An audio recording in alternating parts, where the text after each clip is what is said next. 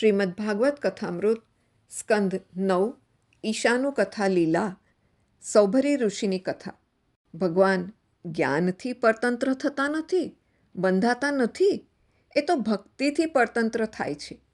જ્ઞાની મહાત્માઓ બ્રહ્માનુભવ કરી શકે છે, પણ ભગવાનને પરતંત્ર બનાવી શકતા નથી, બાંધી શકતા નથી. ભક્તિ માં છે, જ્ઞાન અને વૈરાગ્ય બાળકો છે. જ્યાં શુદ્ધ ભક્તિ છે ત્યાં જ્ઞાન અને વૈરાગ્ય દોડતા આવે છે. મનુ મહારાજને ત્યાં ઇક્ષ્વાકુ નામનો પુત્ર થયો. તે વંશમાં માંધાતા થયો. આ માંધાતા રાજાની કન્યાનું લગ્ન સૌભરી ઋષિ સાથે થયું. સૌભરી ઋષિ તપશ્ચર્યા કરતા હતા ત્યાં લોકોની બહુ ભીડ થઈ જતી. તેથી સૌભરી ઋષિના તપમાં ભંગ પડતો હોવાથી તેઓ વિચારે છે કે ક્યાં જાઉં તો શાંતિથી તપશ્ચર્યા કરી શકું. છેવટે તેઓ યમુનાજીના ધરામાં પ્રવેશી તપશ્ચર્યા શરૂ કરે છે. તેમને એટલો દ્રઢ વિશ્વાસ છે કે ભગવાનની માયા મને કંઈ અસર કરી શકે નહીં. તેથી ભગવાને માયા કરી. ઋષિએ જળમાં માછલીનો પ્રસંગ જોયો. આ પ્રસંગ વારંવાર જોવાથી તેમની આંખમાં કામ આવ્યો. ઋષિને પણ સંસાર સુખ ભોગવવાની ઈચ્છા થઈ. 85 વર્ષની વયે સૌભરી ઋષિને લગ્ન કરવાનો વિચાર થયો. તેઓ માંધાતા રાજા પાસે ગયા અને લગ્નની વાત કરી. રાજા વિચારે છે કે જે કન્યા ઋષિને આપીશ તે જીવનભર દુઃખી થશે, અને કન્યા ન આપું તો ઋષિદેવ શાપ આપશે. આમ વિચારી માંધાતાએ સૌભરી ઋષિને કહ્યું, કન્યાઓ ઘણી છે. જે કન્યાની પસંદગી આપના ઉપર ઉતરશે તે કન્યા હું આપને અર્પણ કરીશ. તેથી આપ રાજમહેલમાં પધારો.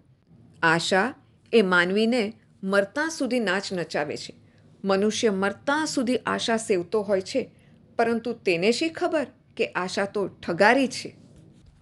અંગમ ગલિતમ પલિતમ મુંડમ દશન વિહીનમ જાતમ તુંડમ વૃદ્ધો યાતિ ગૃહીત્વા દંડમ તદપિ ન મુંચતિ આશા પિંડમ ભજ ગોવિંદમ ભજ ગોવિંદમ ગોવિંદમ ભજ મૂઢમતે.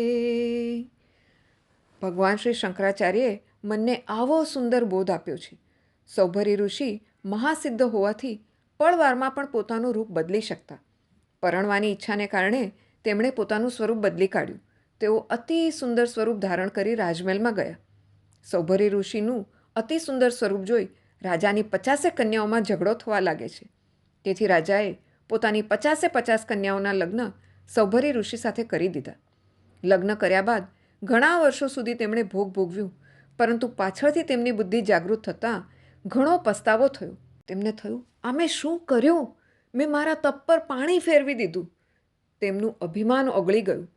પ્રભુની માયા મને શું કરવાની છે, એવો તેમનો ઘમંડ ઉડી ગયો. સૌભરી ઋષિ બધું છોડીને વનમાં ચાલ્યા ગયા.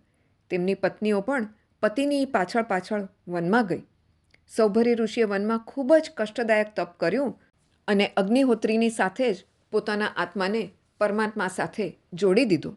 તેમની પત્નીઓ પતિની આધ્યાત્મ ગતિને જોઈને શાંત થઈને પતિના પ્રભાવથી મુક્તિ પામી. સૌભરી ઋષિ જગતને એવો બોધ આપે છે કે જેને આ જન્મમાં સાધ્યની પ્રાપ્તિ કરવી હોય તેણે કામસુખ ભોગવનારના સંગનો ત્યાગ કરવો જોઈએ. કામસુખ ભોગવનારનો સંગ એ જ કુસંગ. કામી અને વિલાસી માનવો વચ્ચે રહી બ્રહ્મજ્ઞાની થવું કઠણ છે. માનવી વચ્ચે રહી માનવી થવું સહેલું છે. સત્સંગ ન મળે તો કંઈ નહીં, પણ કામીનો સંગ ન કરો.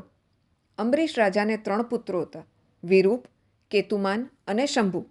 અંબરીશ રાજાના વંશમાં અનેક રાજાઓ થઈ ગયા. પછી મનુ મહારાજના મોટા દીકરા ઇક્ષ્વાકુ વંશમાં શ્રી રામજીનું પ્રાગટ્ય થયું. ઇક્ષ્વાકુ રાજાના વિકુક્ષી, દંડક, નિમિ ઇત્યાદિ અનેક પુત્રો છે. આ વંશમાં કકુત્સ શાબસ્ત નામનો રાજા થયો. કકુત્સના વંશમાં અનેના, પૃથુ, વિશ્વરંધ્રી, ચંદ્ર, યુવનાશ્વ, બૃહદશ્ચ, ધુંધુમાર, દ્રઢાશ્વ, હર્યશ્વર, નિકુંભ, બર્હણાશ્વ, સેનજીત, ત્રસદસ્ય અને માંધાતા થયા છે.